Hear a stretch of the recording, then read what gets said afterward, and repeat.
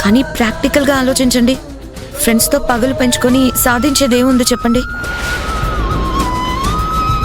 నేనే అన్నీ వదిలేసి కలిసి హ్యాపీగా ఉందాం అనుకుంటున్నాను. మీరు కూడా అదే పని చేయండి డాడీ. మీ మనసు ప్రశాంతంగా ఉంటుంది.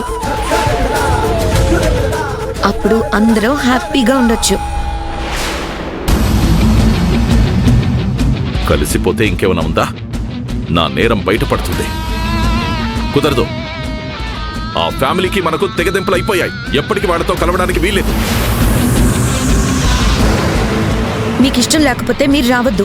మమ్మల్ని ఎందుకు వద్దు అంటున్నారు? వెళ్ళొద్దు అంతే.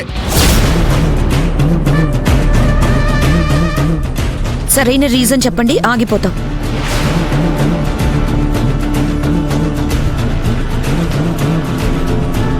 ఏమండి, సంజులో మార్పు వచ్చింది. మీరు కూడా త్వరలోనే అర్థం చేసుకుంటారు. మమ్మల్ని వెళ్ళనివ్వండి.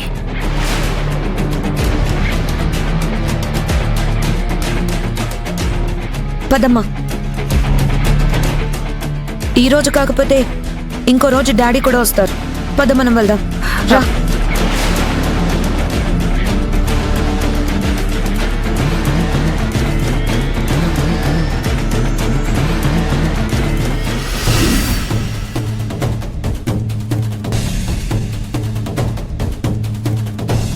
డాక్టర్, తను మమ్మల్ని గుర్తుపట్టట్లేదేంటి?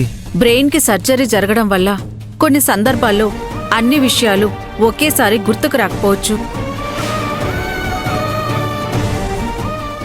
రోజులు గడిచిన కొద్దీ జరిగిన సందర్భాలు ఒక్కొక్కటి ఎదురయ్యే కొద్దీ ఒక్కొక్క విషయం జ్ఞాపకం వచ్చే అవకాశం ఉంది.